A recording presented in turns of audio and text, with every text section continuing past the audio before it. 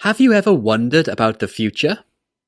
Do you know how you can discuss your future predictions accurately in English? In this lesson, we'll look at 4 different ways we can talk about your future predictions. Going to, will, might, and be likely to. Okay, let's get started. We use going to for predictions that are based on current evidence. To put it simply, if you're in a situation where you predict that something is going to happen in the future because of the evidence you see, then you must use going to. For example, if you look at the sky and see some big dark clouds, then you say, "It's going to rain." Here are 2 more examples. Look, the sun is setting. It's going to be dark soon. Alex is going to love his present. He told me he wanted this for his birthday. Now listen to this example conversation and listen to how going to is used to make a prediction. The general election is coming up soon. Are you going to vote? Yeah, but I haven't decided who to vote for yet. Who do you think is going to win? I'm not sure. The opinion polls show the support for both parties is strong. The election's going to be close. Right, it seems like it's going to be a really close race. So you all know the word will, but do you know how to use it for future predictions?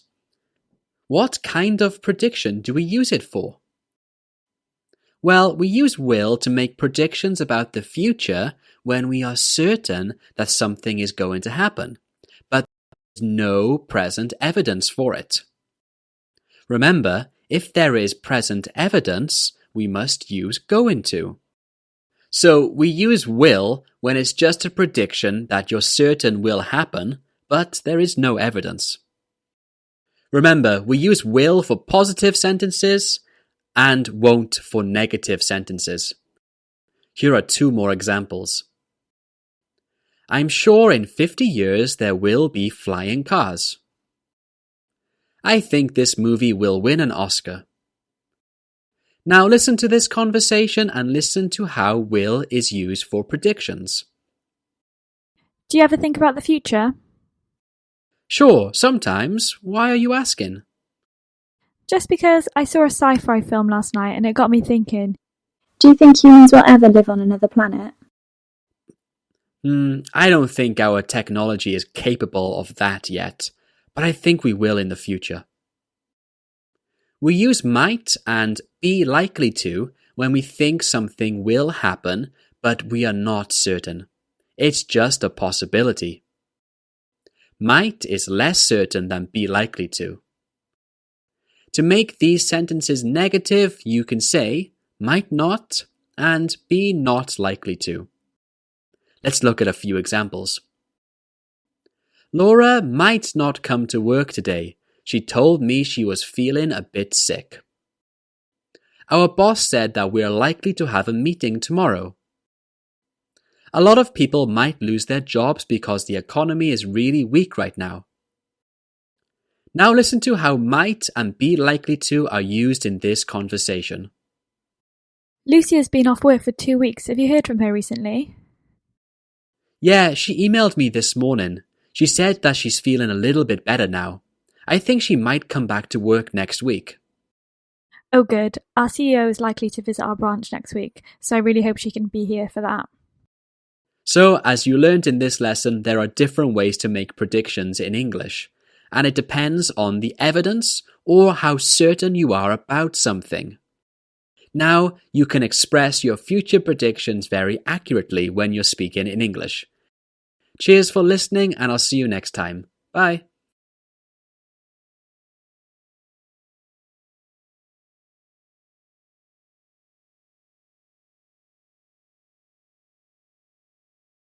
How are you?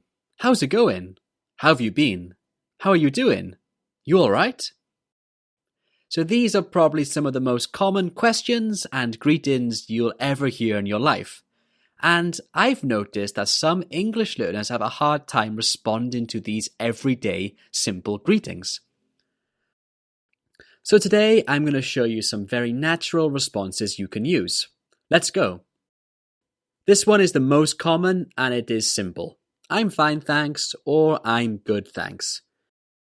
To say this more naturally and casually, you can say fine thanks or good thanks. This is a very simple but often used way of responding to how are you? Check out this example conversation. Wow, I haven't seen you in ages. How are you? I'm really good. How are you? I'm fine, thanks. It's great to bump into you again. This next one is a very common way and it is simply not too bad or just not bad. This is a neutral way of responding and it just means that you're okay, you're fine, and you're normal. Like I said, it's neutral, so it doesn't have a particularly positive or negative feeling to it. Let's check out how not too bad is used in this conversation. Hey, long time no see. How are you? Hey, not too bad, thanks. How about you? Not bad at all. When you're feeling great and want to respond in a positive way, you can say, I've never been better. I've never been better. This shows that you're feeling awesome and you're so positive about life. I've never been better. But now let's flip this. You're feeling pretty bad and negative about life. Then you can say, I've been better. I've been better. This means that life isn't so good at the moment. Let's listen to an example. Listen closely for I've never been better and I've been better. Hey, how's it going? I've never been better. I just got engaged. That's amazing news. Yeah, I'm over the moon. How are you? I've been better. I'm out of work at the moment and it's not easy to find a good job. Now let's look at an expression you can use. Just the same old, same old. Just the same old, same old. You can probably guess this expression is used to say that everything is exactly the same as usual. Nothing good is happening, but nothing bad is happening either. Just the same old, same old. This is a great expression you can use when things are just fine and just normal. Now listen to how just the same old is used in this conversation. Hey, how have you been? Just the same old. How are you doing? I'm really good, thanks. So these were some really useful ways of responding to how are you? Okay, that's it from me today. Thanks for listening and I'll see you next time. Take care.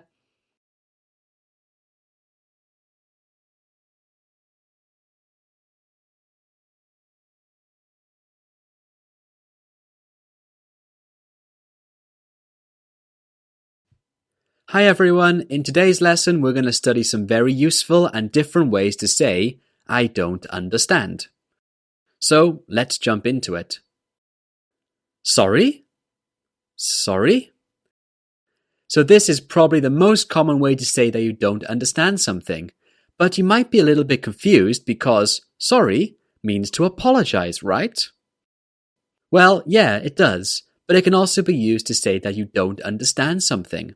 However, you must get the intonation correct. The intonation is really important here. When you use sorry, when you don't understand, we use the question intonation. Your voice goes down and then up. Sorry?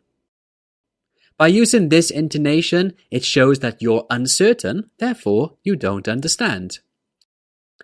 Let's see how it's used in a conversation. So, are you ready to drive me to the airport? Sorry? You're supposed to be driving me to the airport today. Alex arranged it. I had no idea. I don't get it. I don't get it. This is a very casual way of saying I don't understand. To get something means that you understand, But if you say, I don't get it, of course this means that you don't understand. So let's see it in an example. Check out this new TED Talk on astrophysics. It's fascinating. Okay, cool. I'll watch it now. So what do you think? I don't get it. What do you mean you don't get it? Well, I'm not studying physics like you, so I don't get what he's talking about. What are you on about? What are you on about? So this one is a super casual and informal way of saying I don't understand. So only use this with your friends or family. Basically, what are you on about means what are you talking about, and it shows that you don't understand what someone is saying to you at all because they don't make sense. Remember, this is an informal phrase, so only use it with people you are close to. Let's listen to it in a conversation. So, I'm going out with my friends on Saturday night. What are you on about? We have a wedding to go to on Saturday. Oh, I totally forgot about that. Sorry, I didn't catch all that. Sorry, I didn't catch all that.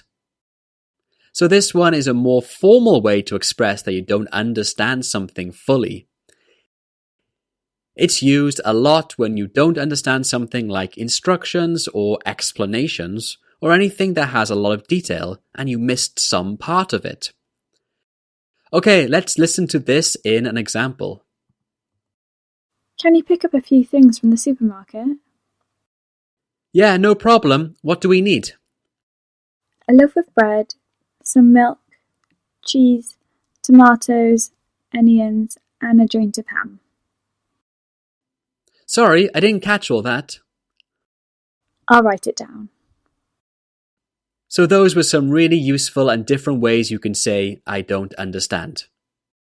Learning different ways to express yourself can really help you to become fluent in English, so be sure to memorize and use these.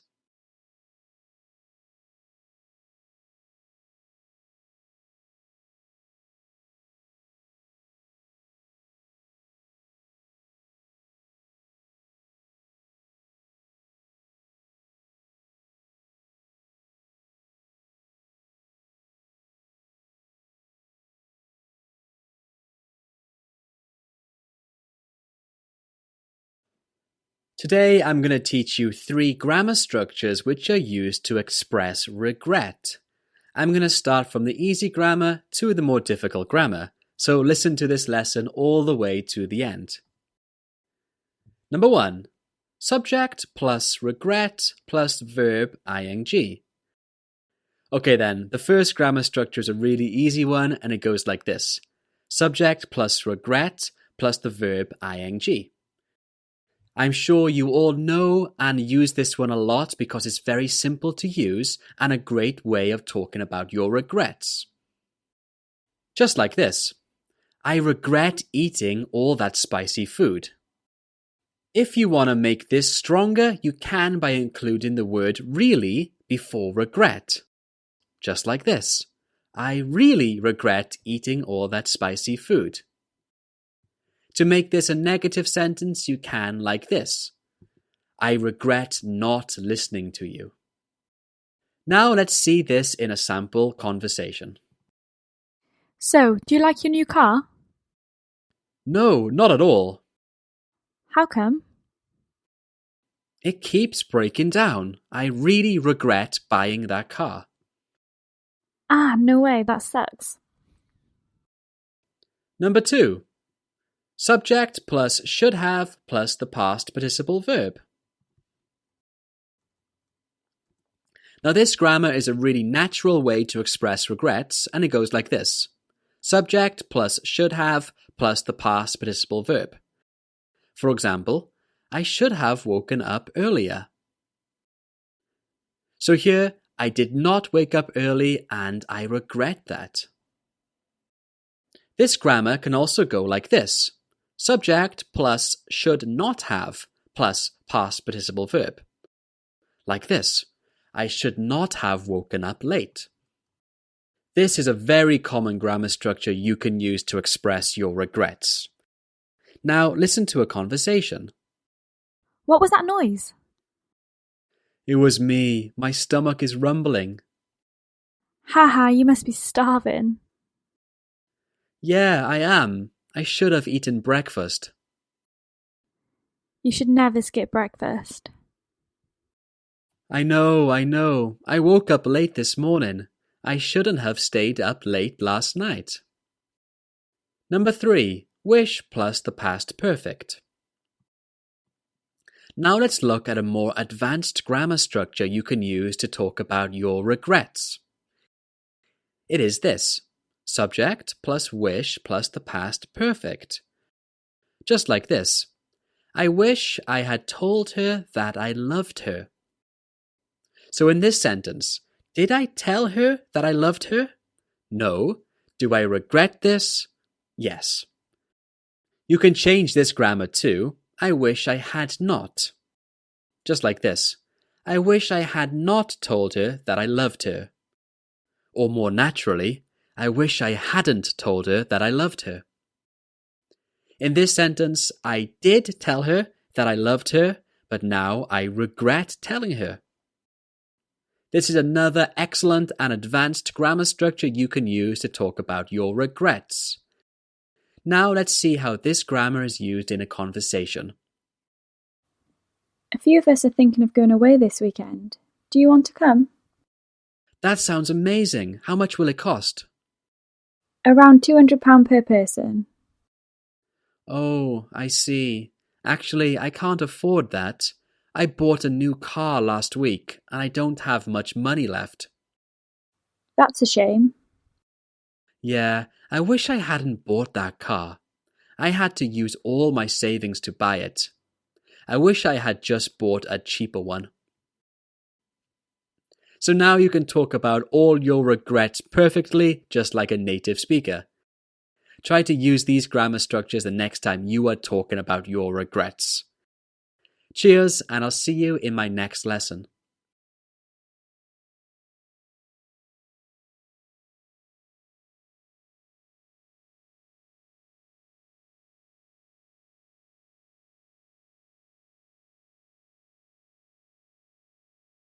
Hello everyone, I'm your English teacher Luke, and I'm here with Chris today.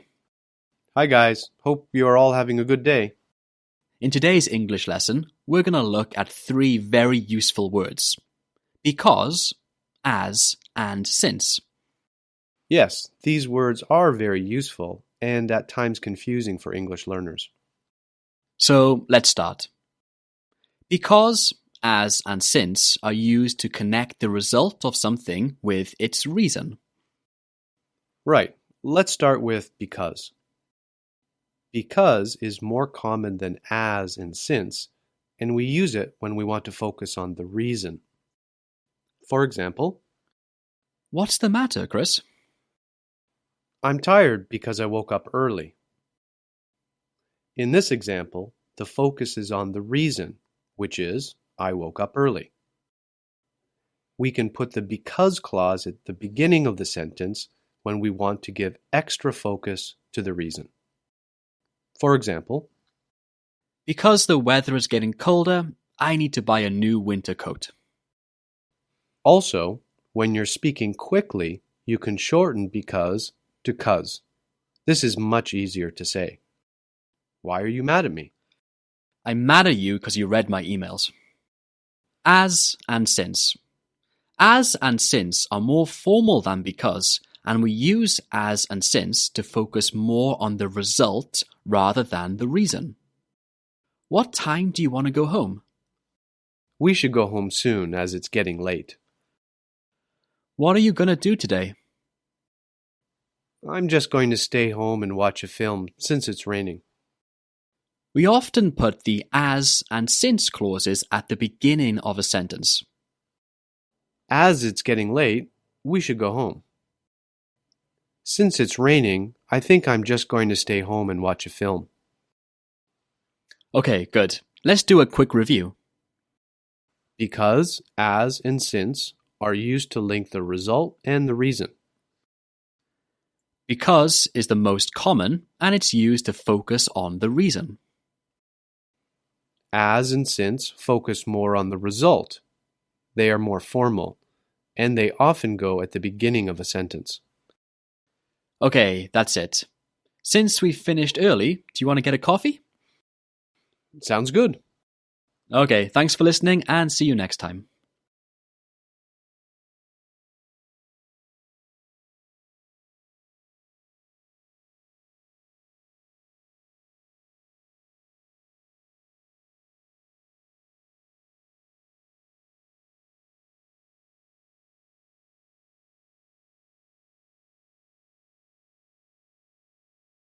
Hi everyone, I'm your teacher Luke. And I'm your teacher, Chris. So, Luke, what are we talking about today? Today we're going to talk about 3 confusing words. Both, either, and neither. Yes, these can be confusing. So, let's break them down simply and with plenty of examples. Let's start with the basics. Firstly, you need to remember that both, either, and neither are all used to talk about 2 things. So don't use these words to talk about more than 2 things. Exactly. Just 2 things. Let's start with both. Both is used when you're talking about 2 out of 2 things. So, both A and B. For example, Where are your parents from? both my parents are from Canada, but they both live in England now. How was the football match last night? It ended in a draw, but it was a good game because both teams played well. Now let's look at neither. We use neither to talk about 0 of 2 things. Not one thing and not the other thing. Notice that with neither we use nor to connect the things. For example, Where did your parents go to university? actually, neither my dad nor my mum went to university. Do you smoke? Nope, I neither smoke nor drink. Here's a quick grammar tip. When 2 nouns in the sentence are singular and connected by neither, we use a singular verb. Like this. Neither my mum nor dad like spicy food. Mum and dad are both singular nouns, so we use the singular verb, likes. But when one of the 2 nouns or 2 of the 2 nouns in the sentence is plural, we use a plural verb. Neither the teacher nor the students were in the classroom this morning. Students is a plural noun, so we have to use the plural verb were. Either. We use either to talk about 1 out of 2 things. One thing, but not the other. Like this. Either Monday or Tuesday is fine to meet up. Not both days, just one.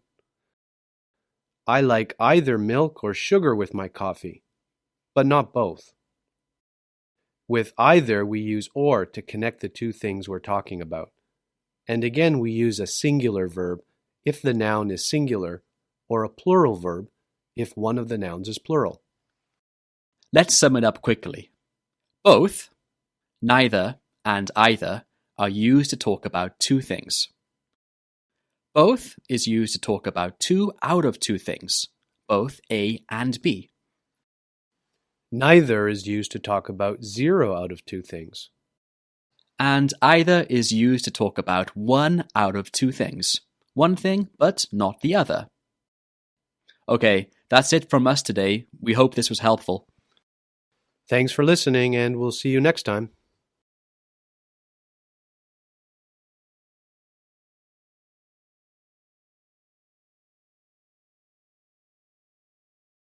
Hey everyone, I'm Luke and welcome to this English grammar lesson. I'm here with my friend Chris today. Hey guys, thanks for listening. What's today's grammar lesson about, Luke? Well, today we're going to talk about the definite article. The definite article is the word the, and it's very tricky for English learners. Yes, it can be really hard to use correctly. So in this lesson, we're going to talk about 3 common rules for using the. Of course, there are more rules than this, but to keep it simple, in this lesson, we're just going to cover 3 common rules. Okay, let's get started. Rule number 1 is about using the when talking about countries. We use the article the when we're talking about a country that is made up of a group of states, islands, or sometimes countries.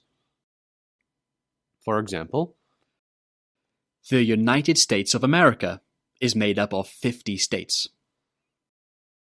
the United Kingdom is made up of 4 countries. The Philippines is made up of hundreds of islands. We don't use the when a country isn't made up of states, countries, or islands. So, don't say the Korea or the Canada. Here's an example. Chris, where are you from? I'm from Canada. How about you? I'm from the United Kingdom. Rule number 2. Always use the with superlatives. A superlative is an adjective which shows that something has the greatest quality.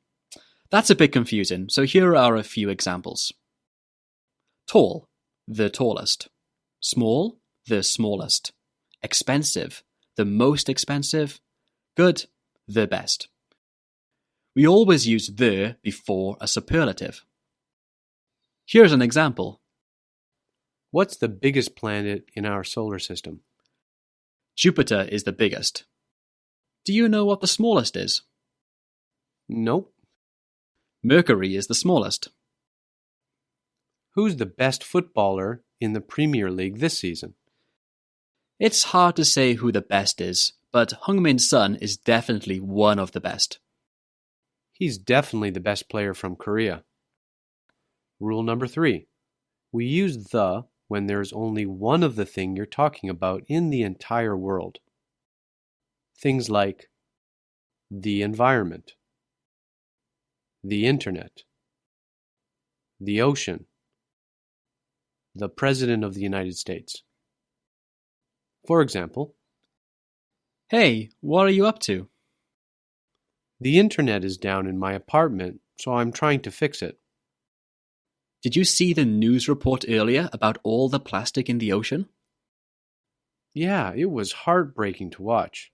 We really need to do more to protect the environment. Okay then, to quickly sum up. There are many rules for using the, and it's quite tricky. But in this lesson, we gave you 3 common rules. The first one is to use the when you're talking about countries that are made up of states, islands, or countries, like the United States of America or the Philippines. The second rule is to use the with superlatives, like the biggest, the richest, the best. And the third rule we talked about is to use the when there is only one thing you're talking about in the entire world. For example, the environment or the internet. Okay, that's all from us today. Thanks for listening and see you next time. See you next time.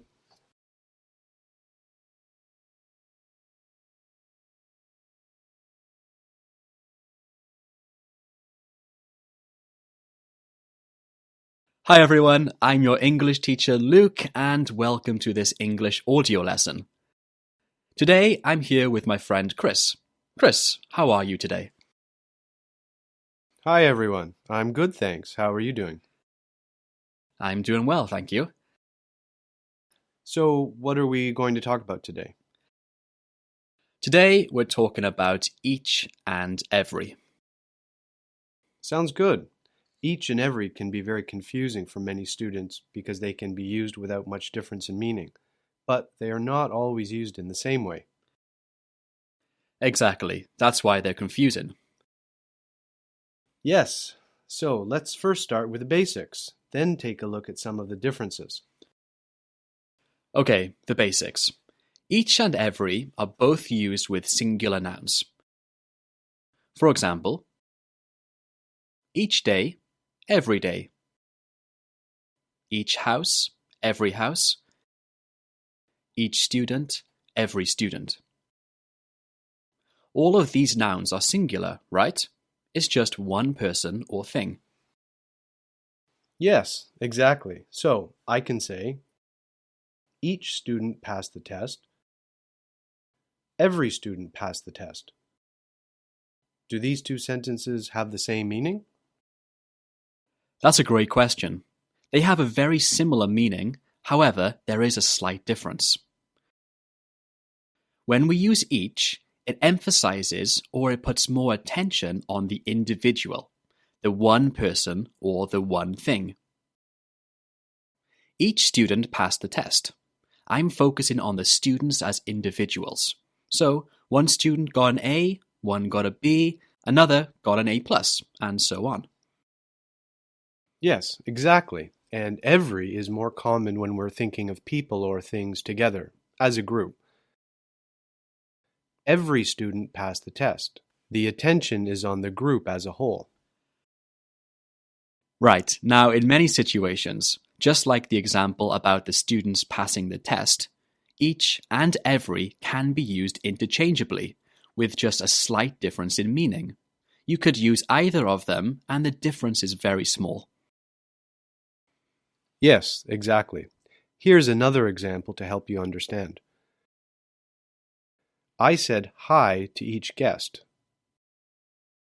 I said hi to each guest individually. I said hi to every guest. Here, every has the same meaning as all, but it doesn't mean that I said hi to the guests individually. That's a great example. Now let's look at two more differences. Another difference is about how many things you're talking about.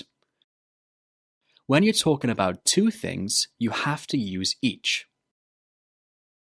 When you're talking about three things or more, you can use each or every.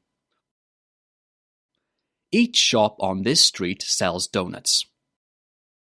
I used each, so there might be two shops or more than two shops on the street, and they all sell donuts. Every shop on this street sells donuts. I used every, so there are definitely three or more shops on the street, and they all sell donuts. Finally, we do not use each with adverbs like almost, nearly, and practically. You need to use every with these words. For example, I study English almost every day. Nearly every student was late to class. She's broken practically every record at the Olympics. Okay, thanks, Chris. Let's sum it up.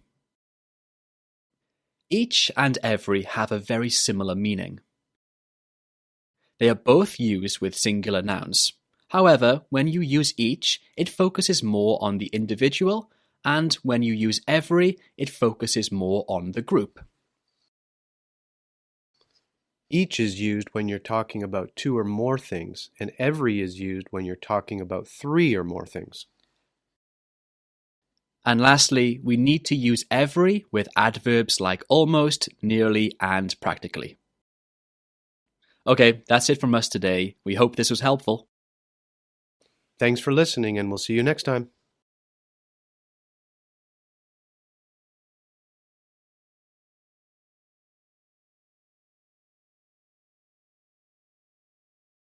Hi guys, I'm Luke. And I'm Chris. Chris, do you like making these audio lessons? Yeah, I do like making them. And do you know what today's lesson is about? Yep, I do know what it's about. Okay then, so today we're talking about using an extra do in your sentences. As you all probably know, we mostly use do in the present simple for questions and negatives. Like, do you like kimchi? No, I don't like kimchi. We don't normally use do in positive sentences. Do you like kimchi? Yes, I like kimchi. But sometimes we put an extra do in positive sentences. I do like kimchi. Why do we do this? Well, there are two main reasons. First is for emphasis. We use an extra do in positive sentences to express emphasis. We can use do or does in the present simple and did in the past simple. When you're saying this, put the main sentence stress on do. For example, Do you like your job? yes, I do enjoy it. Look, the bride is coming. She does look beautiful in her wedding dress. Wow, good job on the presentation. Thanks, I did work very hard on it. The second reason to use an extra do is to show contrast between one situation and another. For example, Do you still play the piano? yes, I still play. Even though I'm not very good at it, I do love playing. You look upset. What's the matter? My professor is mad at me. She said that I handed in my homework late, but I did hand it in on time. To sum up, we use an extra do in positive sentences for two reasons. The first reason is for extra emphasis. And the second is to show contrast. Remember to put the stress on do when you're saying it. We do enjoy making these English grammar lessons for you. Okay, that's all from us today. See you next time.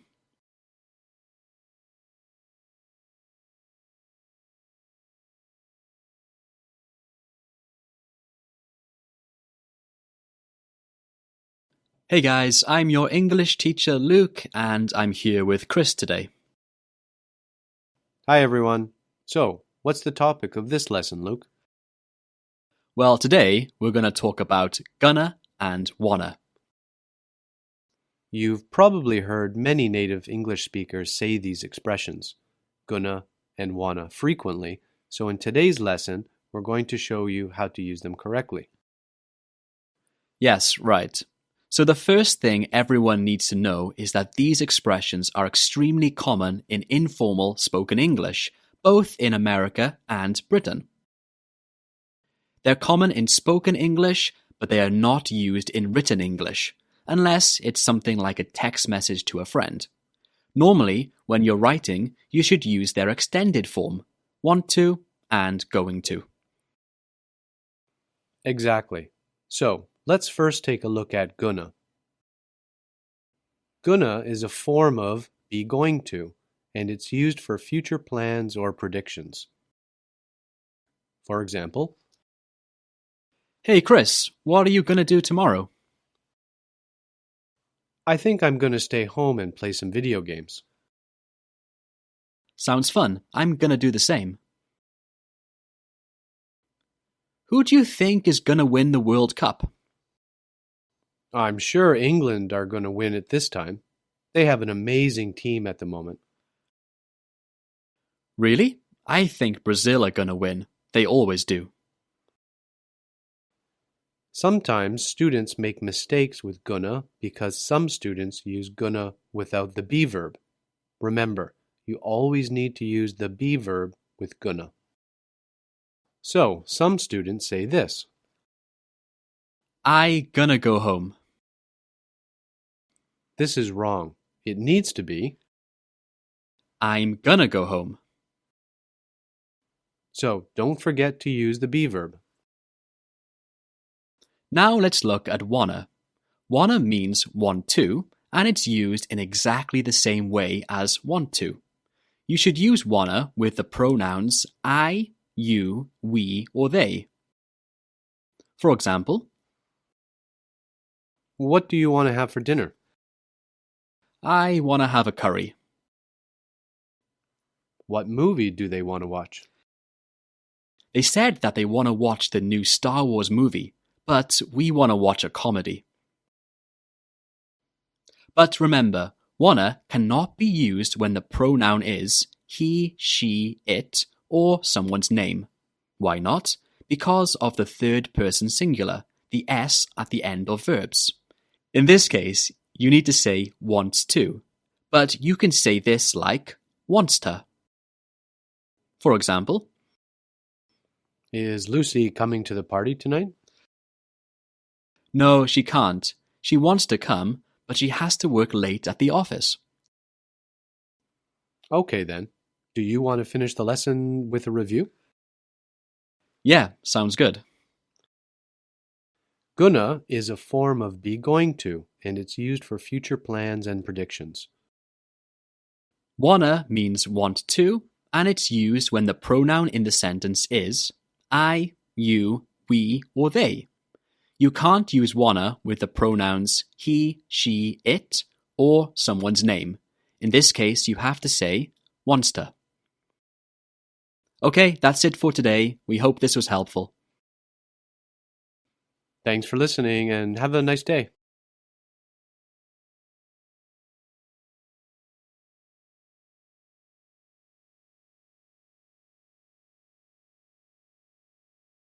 Hey everyone, I'm Luke, Hi, I'm Chris.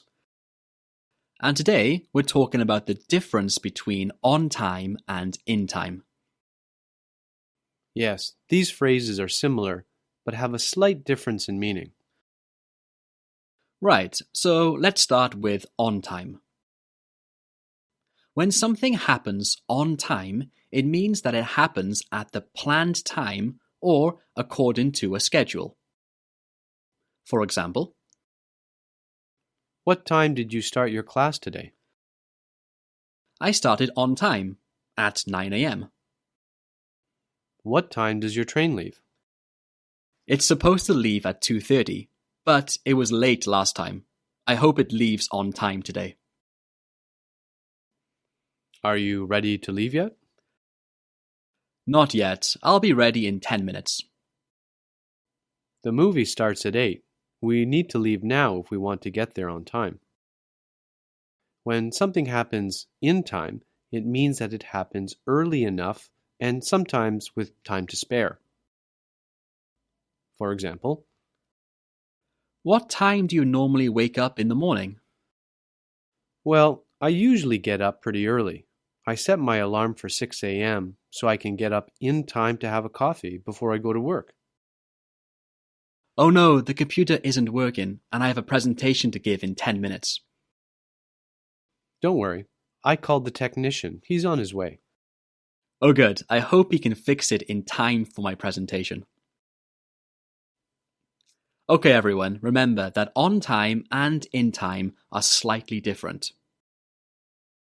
On time means that something happens at the planned time or according to a schedule. In time means that something happens early and with time to spare. Did we finish this lesson on time? I think so.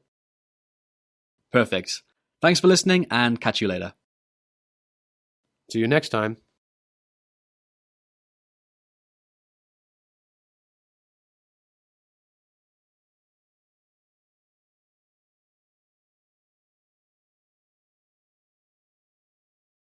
Hi guys, I'm your English teacher Luke and welcome to this English audio lesson. Today I'm here with Chris. Chris, how's it going? Hi everyone. I'm good, thanks. So, what are we going to talk about today? In today's lesson, we're going to be talking about still, already, and yet. Sounds good. Let's jump right into it. Still, already, and yet are all used to talk about things which are happening or expected to happen around the present. Yes, exactly. Still is used to say that something is happening now but has not finished, so it's ongoing. For example, What are you having for dinner? I'm not sure. I'm still trying to decide. Are you coming out with us tonight? I can't. I'm still working on this project. And still is sometimes used to show surprise that something has not finished. For example, Hey, did you finish that report? no, I'm still working on it. I can't believe it's taken so long. We use already to talk about something that finished earlier than expected. For example, How are your studies going? everything is great. Actually, I've already graduated. Wow, already? That's really early. Hey, have you seen Jane? I need to give her this report. Oh, she went home about an hour ago. She's gone home already? But it's only 2 o'clock. Here's a quick grammar tip. Already can be put in two places in a sentence, in between the subject and the verb like this. I've already graduated. And at the end of a sentence, she's gone home already. When you put already at the end of the sentence, it adds a bit more emphasis to already. Yet is used to say that something that is expected to happen has not happened, but we think it will happen. Yet is mostly used in negative sentences and questions. Here are some examples. Did you get the package? No, the postman hasn't come yet. He'll be here soon. Do you fancy getting a coffee? Yeah, but the coffee shop isn't open yet. It opens in an hour. In questions, we use yet to ask whether something expected has happened. Like this. Is dinner ready yet? Not yet, I'm still cooking. It'll be ready in about 20 minutes. Has your brother found a job yet? No, he hasn't found one yet, but I'm sure he will soon. Remember that yet almost always goes at the end of the sentence. Okay, have we finished this lesson already? I think so. Thanks for listening, everyone. Yes, thanks, and we'll see you next time.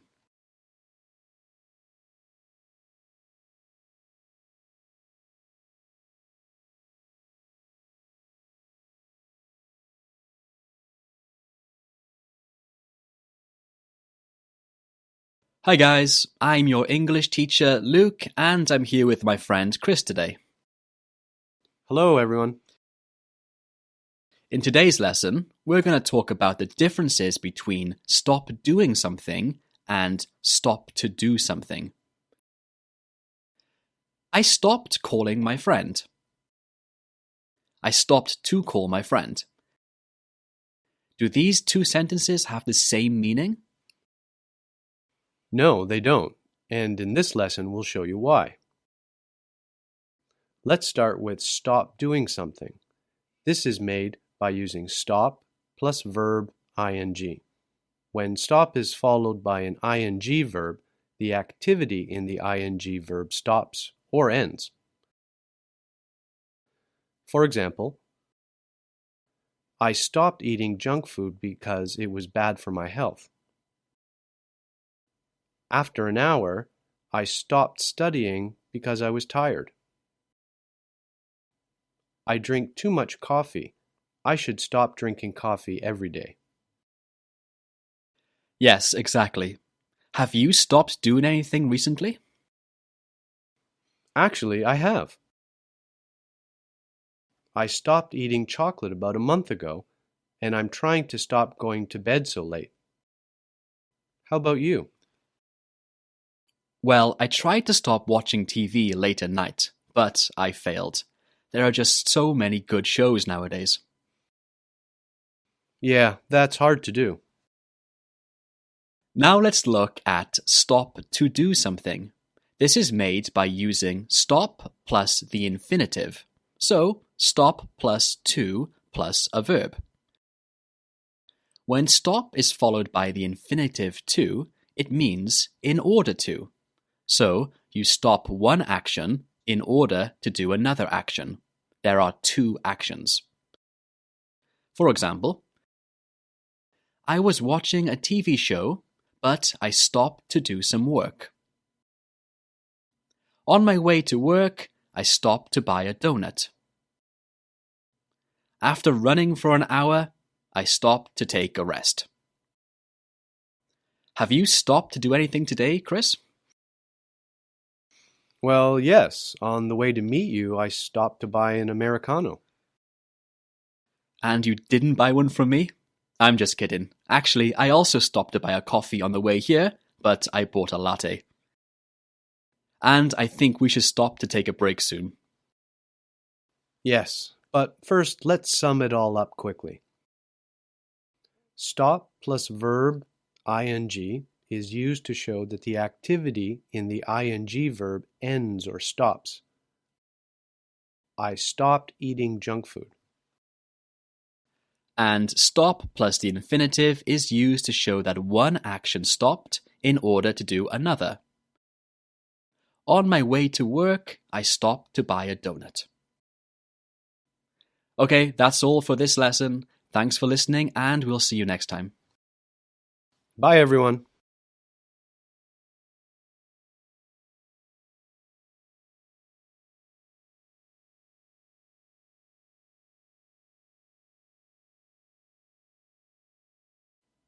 Hey everyone, I'm Luke. Hi, I'm Chris. In this lesson, we're going to look at how to use the verb wish. Wish is a very complicated verb because it can be used in many ways.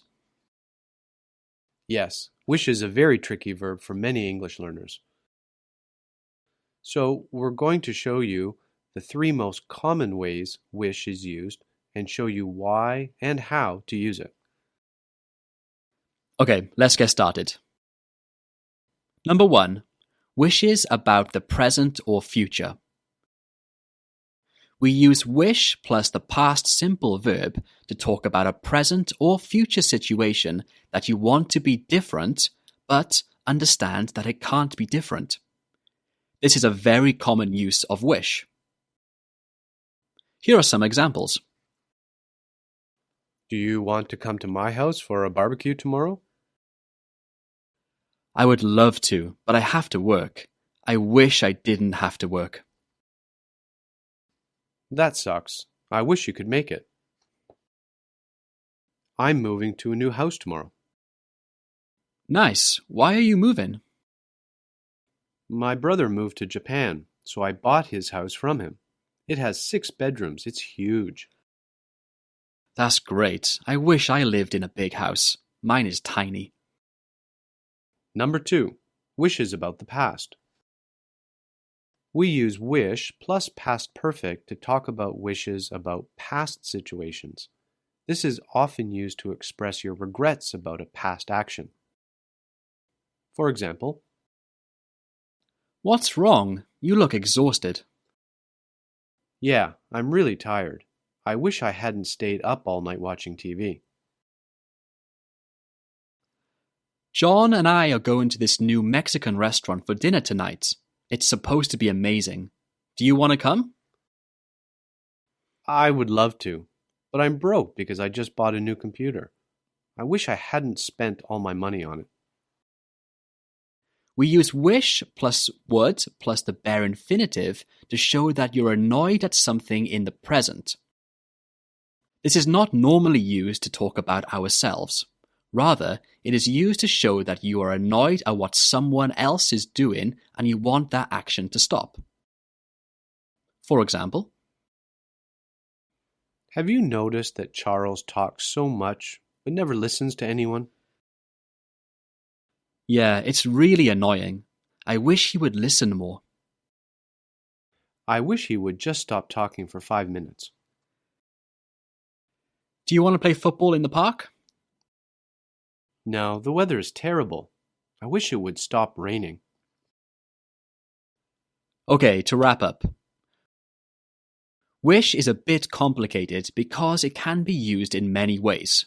But the three most common ways are wishes about the present. We make this by using wish plus past simple. I wish I lived in a big house. Wishes about the past, often used to express regret.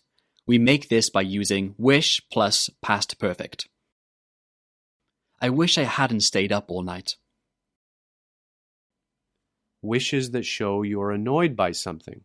This is made by using wish plus would plus bare infinitive. I wish it would stop raining. Okay, that's all for this lesson. Thanks, guys, and we'll see you in our next lesson. See you.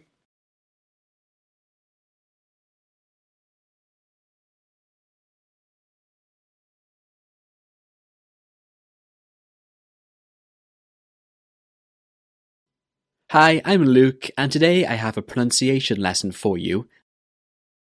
In this lesson, we're going to study how to correctly say regular verbs in the past tense. I'm sure you know that all regular verbs, when used in the past tense, use the ed ending. But did you know that there are 3 different pronunciations for the ed? The 3 different pronunciations are d, t, and id. So, how can you know which pronunciation to use? Let's look at the rules. Let's first look at the d pronunciation.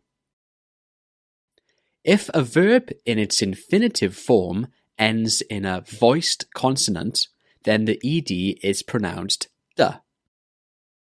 For example, the verb move ends in a v sound, and v is a voiced consonant. So in the past tense, it's pronounced moved. Did you hear the d sound? A voiced consonant is one that vibrates in your throat when you say it. It's the same for travel. Travel ends in a l sound, which is a voiced consonant. So it's pronounced travelled in the past tense. Some other examples are return, returned, climb, climbed, clean, cleaned. All vowels are also voiced. So if a regular verb ends in a vowel sound, the ed is pronounced d, like this. Play, played. Free, freed. Marry, married. Okay, moving on to the t pronunciation. Regular verbs that end in an unvoiced consonant take the t pronunciation when used in the past tense. For example, the verb stop ends in a p sound. P is an unvoiced consonant, so in the past tense, it's pronounced stopped. Did you hear the t sound at the end? When you make an unvoiced consonant, there is no vibration in your throat. It's the same for these verbs. Ask, asked. Finish, finished. Drop, dropped. Laugh, laughed. Last but not least, we have the id pronunciation for ed. Id is used for verbs ending in t or d. For example, want, wanted. Decide, decided. Did you hear the id sound at the end? It's actually an extra syllable at the end of the word. Listen again for the extra syllable. Want, wanted. Decide, decided. Here are some more common examples. Need, needed. Hate, hated. Start, started. Visit, visited. Okay, that's all for this pronunciation lesson. Thanks for listening, and I'll see you next time.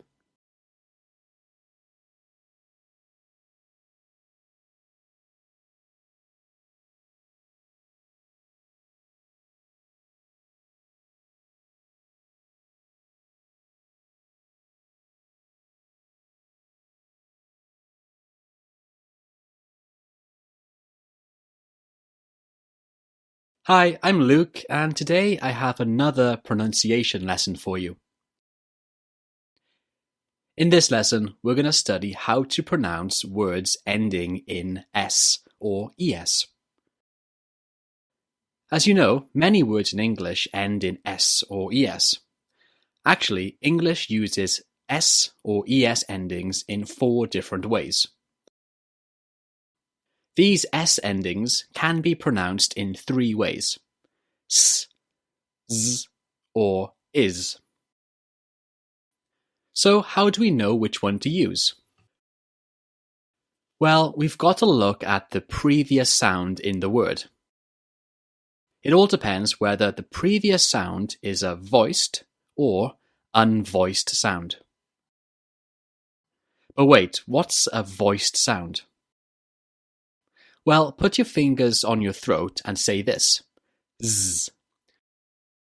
Did you feel your throat vibrating? Yeah, you did. Z is a voice sound because you use your voice to make the sound. Now put your fingers on your throat again and say this: S. Did you feel your throat vibrating this time? No, you didn't. That's because S is an unvoiced sound. You didn't use your voice to make the sound. If a word finishes with an unvoiced sound, such as sport, book, or Luke, then the S ending sound is also unvoiced. S. Sports, books, Lukes. But if a word ends with a voiced sound, for example, play, glove, dream, then the S ending sound is also voiced. Z. Plays, gloves, dreams. This is easy so far, isn't it? But English is not the simplest language to learn, so there is one more rule. If a word ends in one of these sounds, S, Z, X, J, Ch, or Sh, for example, box, finish, Chris, then we use is for the S ending. Boxes, finishes, Chris's. Okay, that's all from me today. Thanks for listening and see you next time.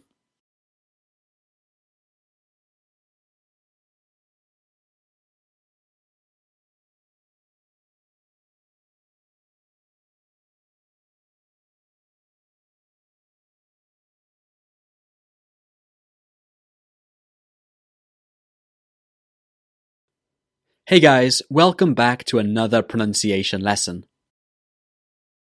In this lesson, we're going to talk about words with alternative pronunciations. That means words with more than one pronunciation. English has quite many words with alternative pronunciations, and this can be really confusing for English learners like you. So I hope this lesson can help you. The most common one my students ask me about is this word: either or either. Either with an E sound at the beginning or either with an I sound. Both pronunciations are correct in England and in the US because this word has 2 pronunciations. The same is for this word: neither with an E sound or neither with an I. Again, both are correct. I personally tend to say either and neither, but I have friends who say either and neither, and that's totally fine. Now let's look at 5 other common words which have alternative pronunciations. By the way, this is not a British or American difference. It's simply that there are 2 pronunciations for the same word. Data, data. I say data with the A vowel. Envelope, envelope. Personally, I say envelope. Often, often. I pronounce this word with the T sound, often, but both are acceptable. Niche, niche. I like to say this with the long E sound, niche. Route, route. I pronounce this one route. So, how do you pronounce these words? Okay, that's it for this lesson. I hope it was helpful. Thanks for listening, and I'll see you in my next lesson.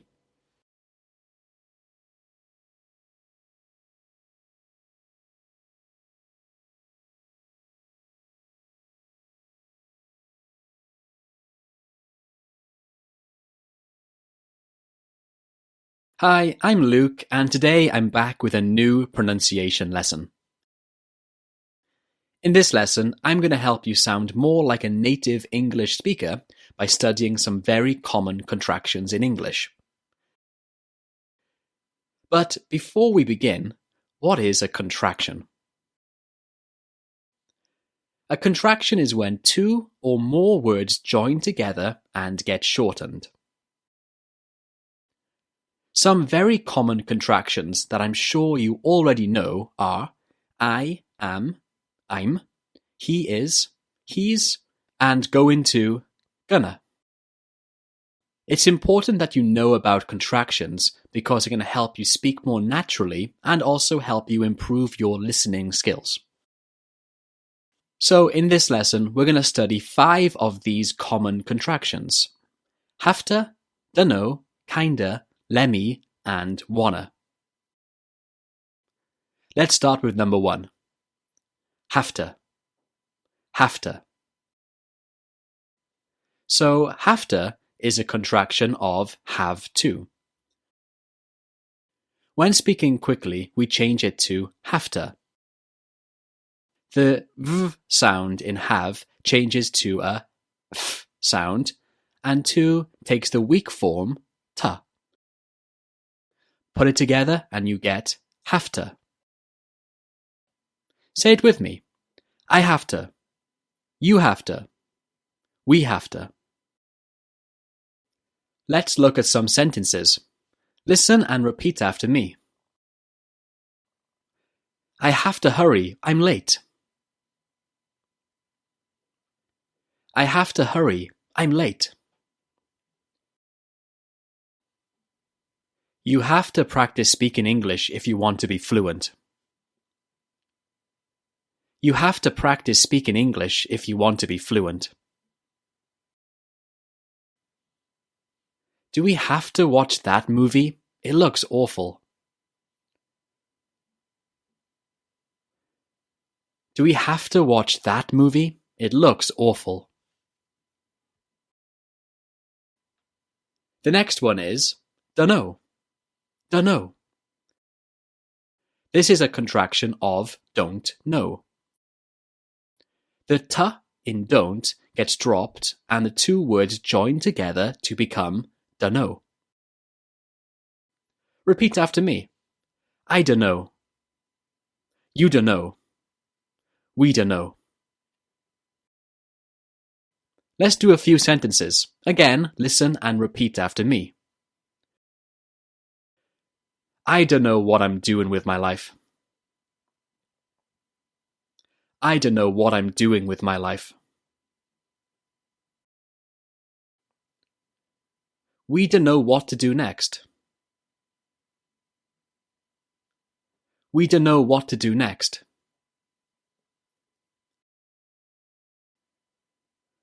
What do you mean you don't know? You should know. What do you mean you don't know? You should know.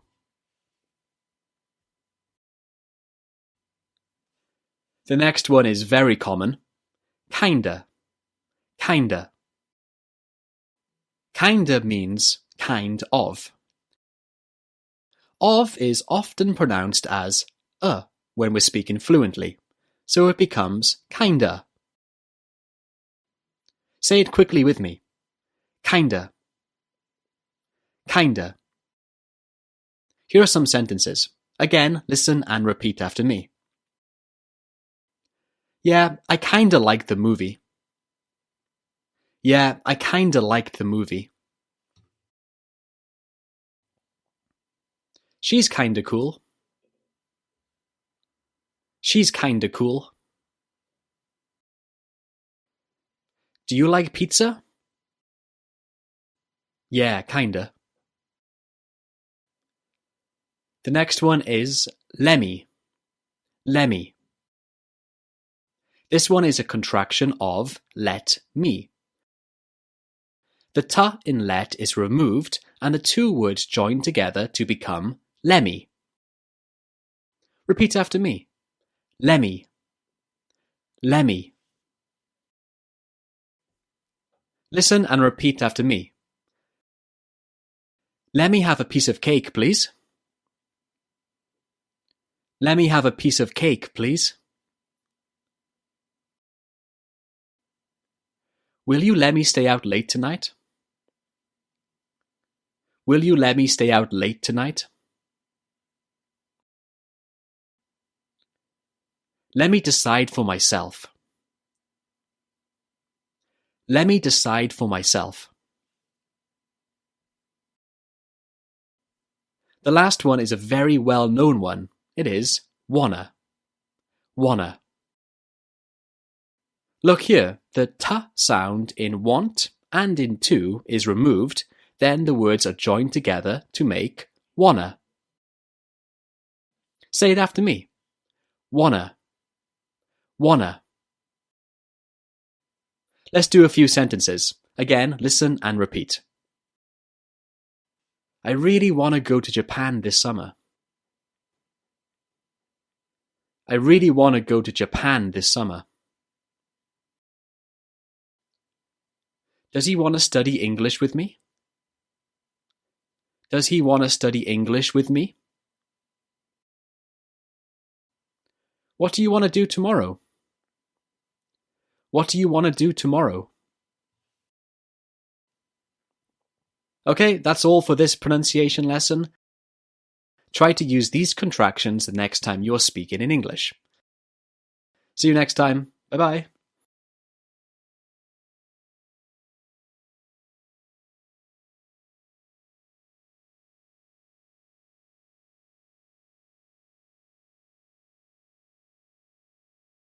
Hi, I'm Luke, and I'm back with another pronunciation lesson for you.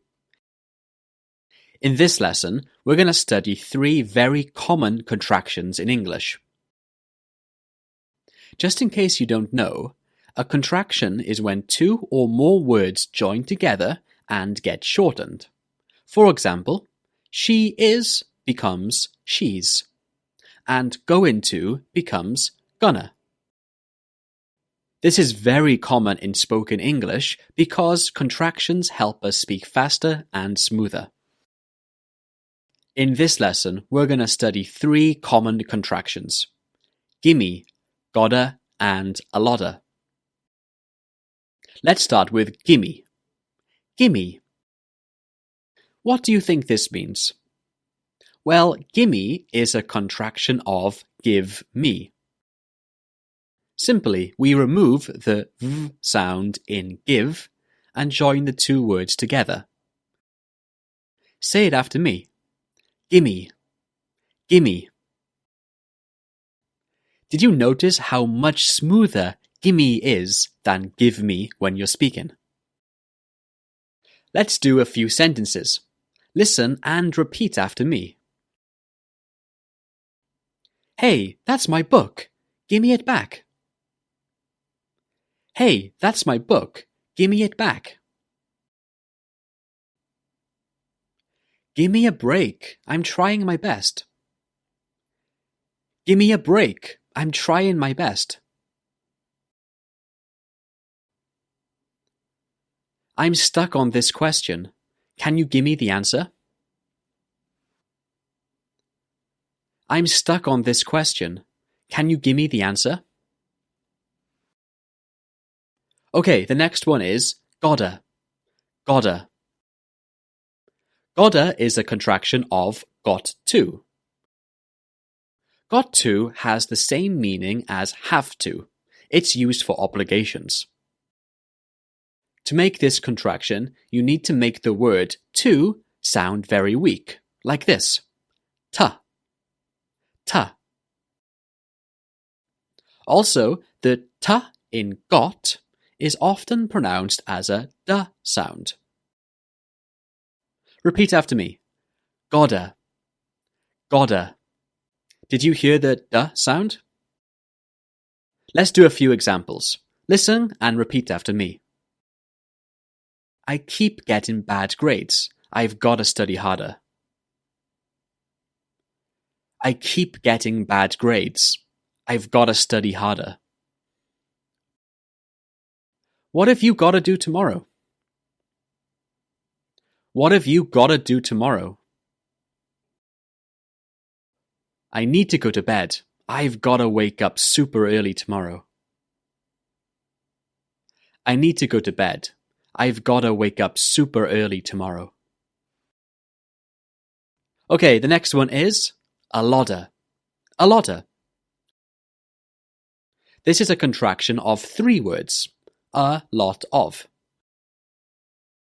It's difficult to say a lot of as 3 separate words when you're speaking quickly, so we join them together and it becomes a lodder. A lodder.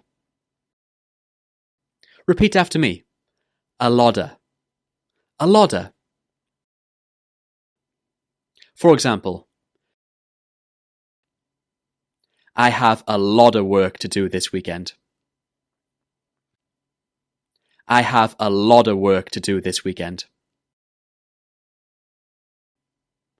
She's got a lot of problems. I hope she's okay. She's got a lot of problems. I hope she's okay. She has a lot of friends. She's so popular. She has a lot of friends. She's so popular. Okay, that's it for this lesson.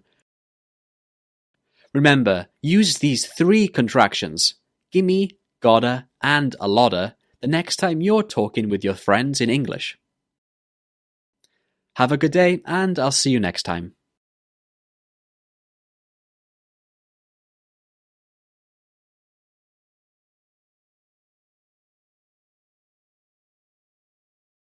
Hey everyone, welcome to this pronunciation lesson. Today we're going to talk about the pronunciation of a word that sometimes confuses learners. And it's this word, often or often. One more time, often or often. Which pronunciation do you think is correct? Well, the simple answer is that both pronunciations, often and often, are correct. Many dictionaries in England and the US present both pronunciations for this word. I pronounce this word as often with a t, and it's funny because I sometimes get people online telling me that I'm pronouncing it wrongly. But of course I'm not, it just has 2 pronunciations. But how about words which have a similar spelling? Words that end in FTEN or STEN. do we pronounce the t sound in these words too? Well, no, you can't. Here are some examples. Listen, fasten, soften, christen. Did you hear a t sound in these words? No, you didn't, because the t in these words is silent. Often or often is an exception to this rule. English has many irregular spellings and pronunciation patterns, and often or often is one of them. So how do you pronounce this word? Do you say often or often? Okay, that's it for this lesson. Thanks for listening and have a fantastic day.